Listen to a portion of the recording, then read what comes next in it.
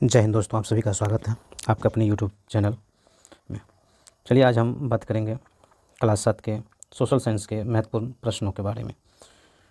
तो चलिए बिना देरी के हुए देखते हैं आज के पहला प्रश्न को कि पर्यावरण के प्राकृतिक घटक क्या सब है।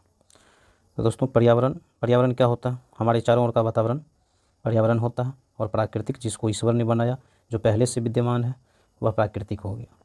तो इसका जो घटक पूछा गया, घटक क्या सब होगा, तो इसका घटक हो जाएगा वायु,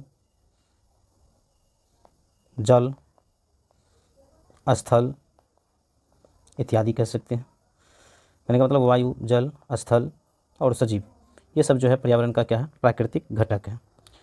चलिए उसके बाद देखते हैं अगला प्रश्न। संख्या 2 में कह रहा है कि पर्यावरण के मानव निर्मित घटक क्या सब है।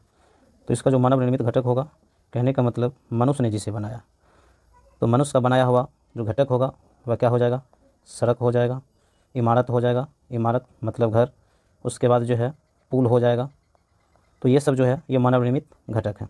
चलिए उसके बाद देखते हैं प्रश्न संख्या 3। प्रश्न संख्या 3 में कह रहा है कि पर्यावरण की उत्पत्ति किस शब्द से हुई है। तो इसका जो सही आंसर होगा, पर्यावरण की उत्पत्ति किस शब्द से हुई है, तो इसका सही आंसर हो जाएगा फ्रेंच। पर्यावरण की उत्पत्ति किस शब्द से हुई है? फ्रेंच शब्द से हुई है। चलिए उसके बाद देखते हैं अगला प्रश्न। प्रश्न संख्या 4। विश्व पर्यावरण दिवस कब मनाया जाता है। तो कब मनाया जाता है? ये जो है 5 जून को मनाया जाता है, प्रतिवर्ष 5 जून को। चलिए उसके बाद देखते हैं प्रश्न संख्या हो जाएगा 5। तो 5 नंबर का प्रश्न कर रहा है वस्तु से वस्तु का लेन देन क्या कहलाता है। दोस्तों वैसे विनिमय का अर्थ होता है लेन देन, विनिमय का मतलब लेन देन, और विनिमय जो होता है 2 तरह का होता है, वस्तु विनिमय प्रणाली और मौद्रिक विनिमय प्रणाली। तो वस्तु से वस्तु का लेन देन क्या कहलाएगा? तो ये जो कहलाएगा वस्तु विनिमय प्रणाली। ये क्या कहलाएगा? वस्तु विनिमय प्रणाली। चलिए उसके बाद देखते हैं अगला प्रश्न। प्रश्न संख्या 6। प्रश्न संख्या 6 में कह रहा है कि पृथ्वी की सतह की सबसे ऊपरी परत को क्या कहते हैं। तो दोस्तों ये पृथ्वी का जो सतह होता है, ये 3 तरह का सतह हो गया, पहला, दूसरा, तीसरा। सबसे ऊपरी परत जो होती है उसे परपट्टी कहते हैं। इसको क्या कहते हैं? परपट्टी, या इसको भूपृष्ठ भी कह सकते हैं। चलिए उसके बाद अगला प्रश्न, प्रश्न संख्या हो जाएगा 7। तो देखते हैं नेक्स्ट प्रश्न को। मेंटल कितने किलोमीटर की गहराई तक फैला है। तो दोस्तों मेंटल जो है ये कह रहा है कितने किलोमीटर की गहराई तक फैला है। तो ये हो जाएगा 2900 किलोमीटर। तो चलिए देख लेते हैं मेंटल का है। ये आपका 3 हिस्सा हो गया। सबसे पहला 8 से 80 किलोमीटर। चलिए उसके बाद जो है ये 2900 किलोमीटर, और उसके बाद जो है 3200 या कह दीजिए 3250 किलोमीटर तक ये फैला होता है। तो ये मेंटल बीच वाला पार्ट्स होता है। चलिए उसके बाद देखते हैं अगला प्रश्न। प्रश्न संख्या 8 को देखते हैं। तो 8वां प्रश्न कह रहा है कि पृथ्वी के आयतन का कितना प्रतिशत हिस्सा ये मेंटल है। तो दोस्तों मेंटल का जो है प्रतिशतता पूछा गया है, तो ये है 84%। ये कितना है? 84% हिस्सा क्या है? मेंटल है। चलिए 9वां प्रश्न को देखते हैं। मेटामॉर्फिक किस शब्द से आया है। तो दोस्तों मेटामॉर्फिक जो है ग्रीक शब्द से आया है। कहाँ से आया है? ग्रीक शब्द से। चलिए उसके बाद देखते हैं 10वां प्रश्न। ग्रेनाइट और बेसाल्ट कह रहा है कि किस चट्टान का उदाहरण है। ग्रेनाइट और बेसाल्ट जो है अग्नेय चट्टान का उदाहरण है, अग्नेय चट्टान। दोस्तों अगर हम चट्टान का वर्गीकरण करेंगे तो ये 3 मिलेगा, अग्नेय, अपसादी और रूपांतरित, जिसमें ग्रेनाइट और बेसाल्ट अग्नेय का उदाहरण है। चलिए उसके बाद देखते हैं नेक्स्ट प्रश्न को। प्रश्न संख्या 11। संगमरमर किस चट्टान का उदाहरण है। तो दोस्तों ये संगमरमर के बारे में पूछा गया, किस चट्टान का उदाहरण है। तो ये जो हो जाएगा कायांतरित, जिसको रूपांतरित भी कहा जाता है, जिसको रूपांतरित चट्टान भी कहा जाता है।